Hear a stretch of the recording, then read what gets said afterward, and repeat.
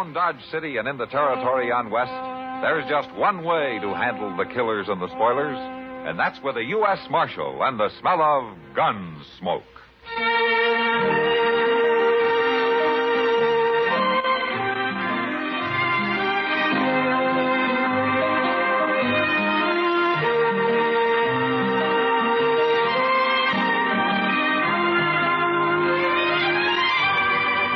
Gunsmoke, starring William Conrad. The story of the violence that moved west with young America. And the story of a man who moved with it. I'm that man. Matt Dillon, United States Marshal. The first man they look for and the last they want to meet. It's a chancy job, and it makes a man watchful. And a little lonely.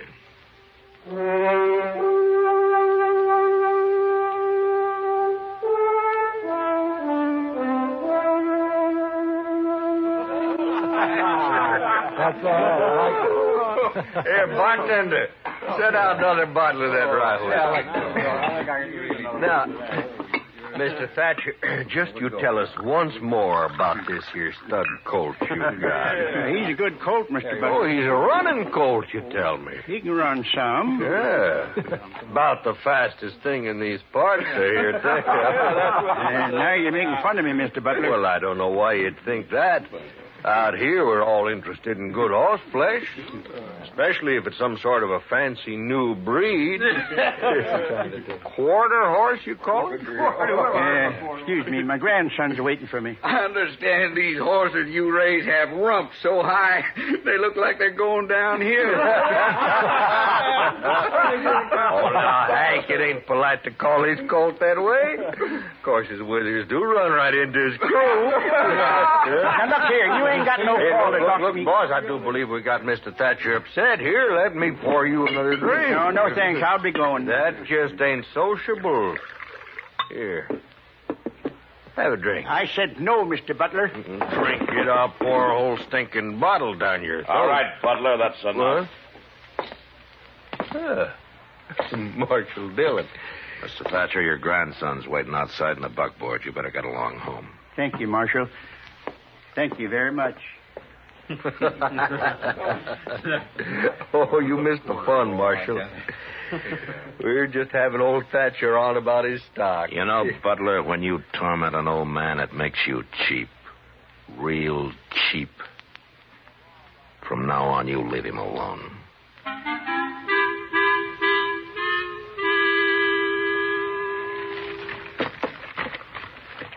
Chester, would you run these papers over to Mr. Hightower? Yes, sir, Mr. Dillon. Another wanted circular on Johnny Ringo. Mr. Hightower's waiting for him, Chester. Yeah, but Johnny Ringo's way out in Arizona. He don't never come back this way. Chester. Yes, sir. Oh, yes, Mr. Dillon. I'll take mine over. Oh, excuse me, Mr. Thatcher. That's all right, Chester. Marshal Dillon. Morning, Mr. Thatcher. Marshal, I want to ask a favor of you. Well, sure. Come on in. Mr. Hightower's waiting, Chester. Oh, yes, sir. Sit down, Mr. Thatcher. I want to thank you for what you did last night over at the Long Branch. Butler and his crowd just had a little bit too much to drink, that's all. Yeah, I guess I did, too. Maybe you shouldn't go to the Long Branch. Seems like every time you do, Butler takes his pleasure in riding you. That's what I wanted to talk to you about. No? Well, Ed Butler's always saying he's got the best horses around Dodge or anywhere else. Well, maybe he does. Well, mine are better. Well, I don't know anything about your stock. Marshal Dillon, Ed Butler's having breakfast right down the street at the Dodge House, and I want you to walk down there with me. Look, Mr. Thatcher, I don't want to get mixed up in any personal problems between you and Ed Butler. And I've got something here. I want you to take it. No? Here, the deed to my ranch. Well, why are you giving it to me? Because I'm going to challenge Ed Butler to a grudge race. My quarter horse colt against the best horse he's got. You mean you're putting up your ranch on this race? Yes, sir. And I want you to hold the stakes. Look, Mr. Thatcher, it's no business of mine, but Well, you could lose, you know. No, sir. I don't figure I can. You mean you're putting everything you got on the race? What's so special about your colt? Yeah, he's a little special most every way, Marshal. His daddy was Cold Dick, and his mother was the best mare in Missouri. Oh, I know why Butler and others laugh at him. His head is small, and he carries it low. He's built close to the ground, and his muscles bulge, and his legs are short. But I'll tell you one thing. He's just gone 4.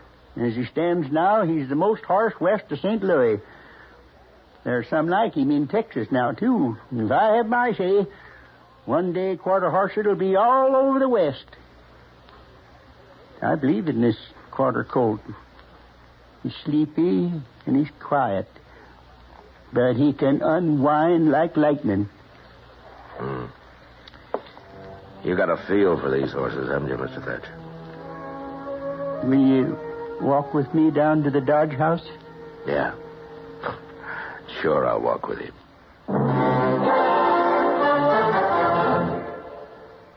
The hundreds of highway deaths and thousands of highway injuries can be avoided, provided that every single motorist does his bit.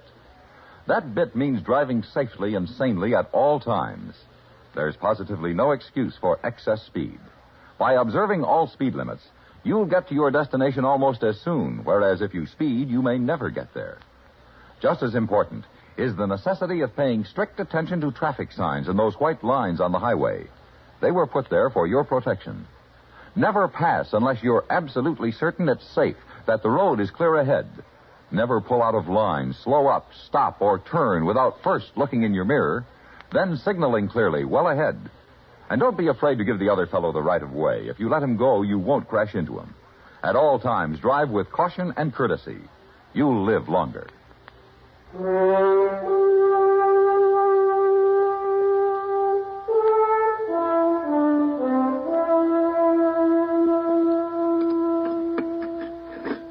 Well, Butler, that's it.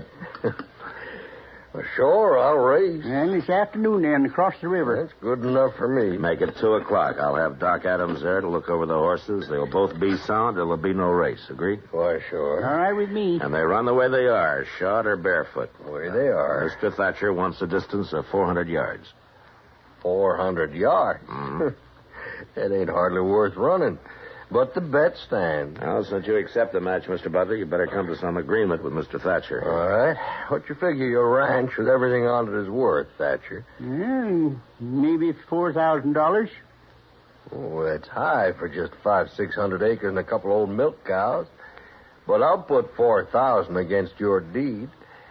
Thank you. I'll bring it over to your office, Marshal. Good. Have it there by noon.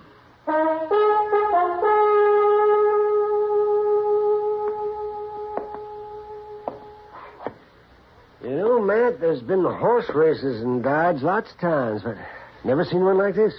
The whole town's betting, one way or the other. Yeah, I know, Doc.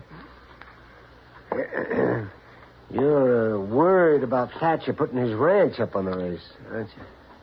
He could lose it, Doc. Mr. Dillon. Oh, hello, Doc. Yeah, Chester. Say, I was down at the bridge a few minutes back watching for Butler to take his horse across so I'd know which one he was running. Well? Ed Butler ain't putting in no cow pony, Mr. Dillon. He's running a thoroughbred. Oh. So Thatcher's betting everything he has on this quarter horse of his to beat a cow pony, and now Butler is running a pure racing horse, a thoroughbred. Well, it's past 1. Let's get on over to the other side of the river.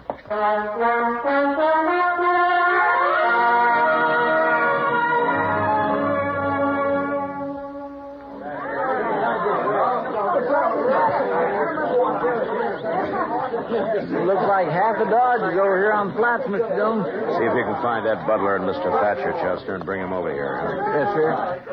Hello, Chester. Hello, Matt. I haven't seen this many people in one spot since Eddie Foy played the Opera House. Kind of a fiesta, isn't it? Yeah, in a way, Kitty. Oh, nobody would think it to look at you. Where's the finish line going to be, Matt? I want to see real good. Back up there about 50 yards. Oh, I'll go find the place. Okay, Kitty. Matt, say, Matt. Oh, here you are, Matt. Hello, Doc. Say, Matt, Thatcher's getting all liquored up. Well, that's his affair, isn't it? Yeah, but he's got a skinful. And you know how edgy he gets when he's that way. Mr. Dillon, I found Mr. Butler, but I Afternoon, can't... Marshal. Where's Thatcher? Well, I wouldn't know. Last time I saw him, he was pouring down some red eye. So his losing won't hurt so bad, I guess. Butler, Mr. Hightower, and Doc here are going to act as judges. Chester will fire the starting gun. Marshal, this is all terrible fancy, just to butter up that old fool Thatcher, ain't it? Yeah, you might think I'm old fool now, Butler, but you'll think different after the You're race. drunk, Thatcher. Stay out of this, Butler. Any law say a man can't win a horse race if he's drunk? Mr. Thatcher, your grandson's riding for you. Is he all set? Yes, sir. All right, how about you, Butler? We're ready. And get your horses down there to where those 2 buckboards are. That'll be the starting line. You Thatcher's fooled me, didn't you, Butler? Bringing out that thoroughbred to run. Well, I can still beat you. You're talking awful lot for a man who ain't worried. Don't ride me, Butler. I've had enough. Oh, listen to me, Thatcher. All right, that's Nobody... enough out of both of you. You just see to it you do win, Thatcher. Or I'll have your ranch and that colt you think so much of. What did you say? You heard me. What did you say about my colt? What do you mean? Just what I said. If my bay mare wins, I get your ranch and everything on it. And that includes your colt. No, that ain't right. Well, what about it, Marshal? You were there when we made the bet. Butler's right, Mr. Thatcher. That's the way you made it. You're no good, Butler. You're no good at all. All right, both of you move your horses down to the starting line. Hank? Yes, sir, Mr. Butler. Hank, move that bay down those markers. Okay. Go on down, Mr. Thatcher. Yes, sir. Ain't gonna fool me. Chester, you walk with them, huh? Give them 5 minutes, and then you can start them off. 5 minutes. All right, sir. Yeah, you see? I was right, wasn't I, Matt? Thatcher's been drinking some. Yeah. Come on, Doc. We don't have much time. We'll look up Mr. Hightower. Yeah. You know, Matt, this is like a holiday. It's like a fiesta. Yeah, that's what Kitty said. Oh, she's out there, too, huh? Yeah. Well, I guess maybe outside of Mr. Thatcher, the only person not enjoying himself is you. Do I have to enjoy it, Doc? Hey. Come on, Doc, run.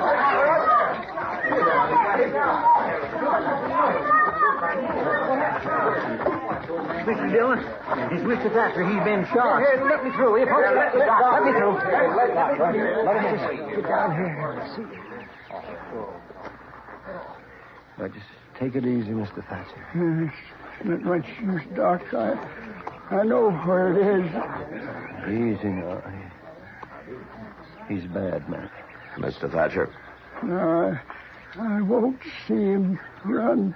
Mr. Thatcher, listen to me. I'll never see.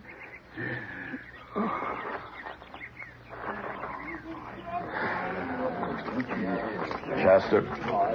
What happened? You were with him.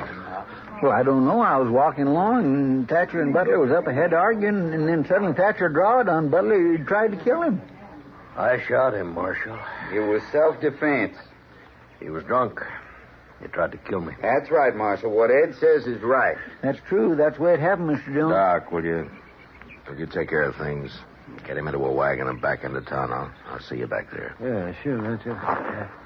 Here, a couple of you men, give me a hand here. That's it. Let him through there, will you? Marshal, what about the race? It's forfeit, huh? The race ain't forfeit. I'll still run it. It's the Thatcher boy, Mr. Dillon. Yeah. Come here, son.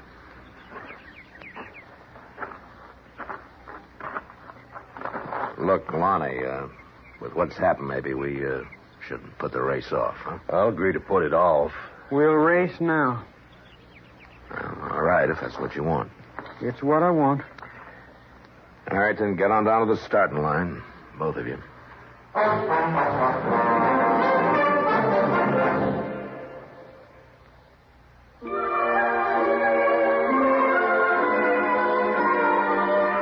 Hometowns in America have a lot in common, and yet they're each one of a kind. Take, for example, Huntington, West Virginia. It never was a big town as metropolitan cities go, but the largest in the state, unless you ask someone from Charleston. Just under 100,000 live in Huntington, chosen by Look magazine a few years back as an all-American city. And down on 9th Street, the Chamber of Commerce is still busy keeping it all-American. With Marshall, now a university, and the interstate highway coming through, Huntington still is very much all-American. Meanwhile, the downtown merchants are busy trying to keep downtown from moving to the suburbs. But out at Eastern Heights, the shopping center is flourishing. People are still taking summer afternoon drives through Ritter Park, out to the galleries to see Herman Dean's gun collection. There's a new Kroger's up on Route 60, and more talk about where to put the new bridge over the Ohio. But if your hometown is Huntington, you already know this. We only wanted to remind you, it's still there.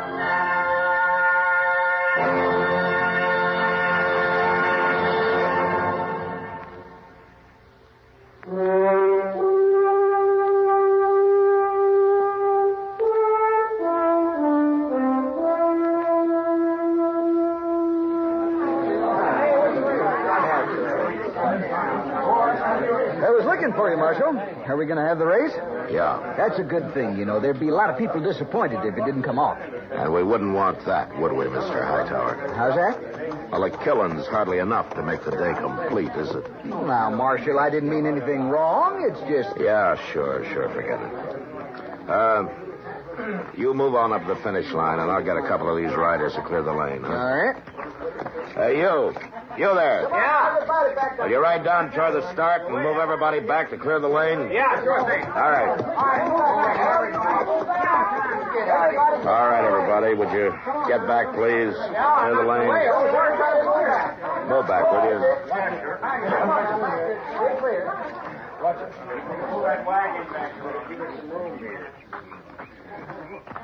It's time, Marshal. Yeah.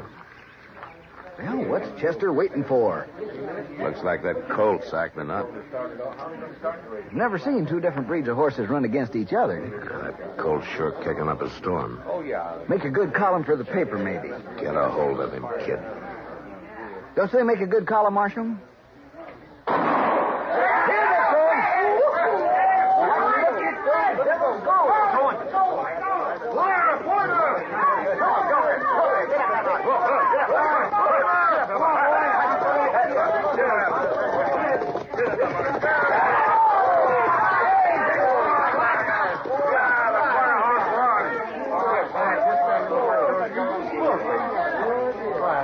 I guess there was no question about it, Matt. I was the colt by half a length. A quarter horse beat a thoroughbred. Now that's something to see. Well, Marshal, you should be happy. Because the boy won? Yeah, for that I'm happy. Yeah, I got no complaint, Marshal. It was fair and square. Uh-huh. About what happened this afternoon, about Thatcher. I didn't really hold anything against the old man. I'm sorry it happened. You know, Butler, I told you sometime that you'd push him too far. Now he's dead. Well, look, Marshal. I'm not saying you're a murderer, Butler, but you're responsible for the death of that man today, and yet there's nothing I can do about it. Sound like you're blaming me for everything. Oh, it's not you, I guess. It's just people. Good day, Mr. Butler.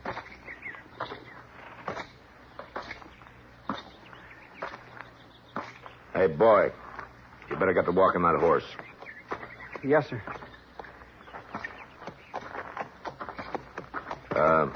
Lonnie, I got $4,000 for you here.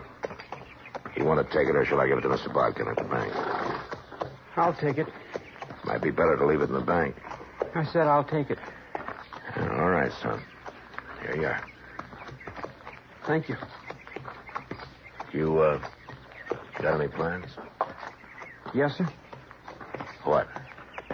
I'm going to do what my granddaddy always wanted to do. I'm going to raise horses like this stud colt. I'm going to breed them. That's your granddaddy's place? Yes, sir. It's a kind of a big spread for a boy to handle alone, isn't it? I'll manage. I've got $4,000 to help me. Yeah. And you know something else, Marshal? When men in these parts get sense enough to be interested in new stock and want good mounts with a fine way of going, they can come buy their quarter horses from me, Lonnie Thatcher. The boy's eyes were glistening as he turned and walked away, leading his stud colt home. Most of the crowd had left. They'd gone back into Dodge to rerun the race over a drink or two and talk about this new kind of a horse. This stocky, heavy-muscled, quick as lightning quarter horse that had come to Dodge.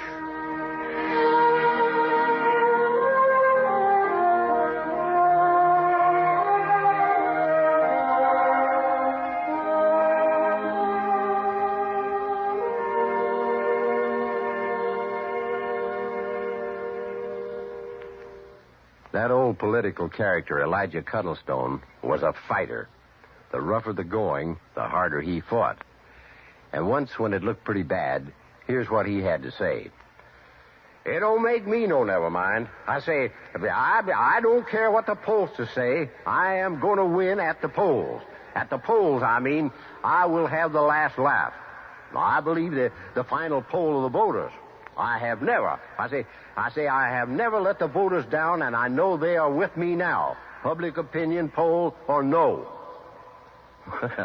He bandied that word poll around a bit, didn't he? You know, in Middle English, poll meant head. To be exact, the top of the head. That was the part seen uppermost above the crowd, and so used for a count of heads. A count of heads is how poll came to have its political meanings. A poll tax was a head tax. A poll of voters is a head count. During the campaign of 1948, President Harry S. Truman popularized pollster as a nickname for those who conduct public opinion polls, implying contempt and ridicule for their methods and results.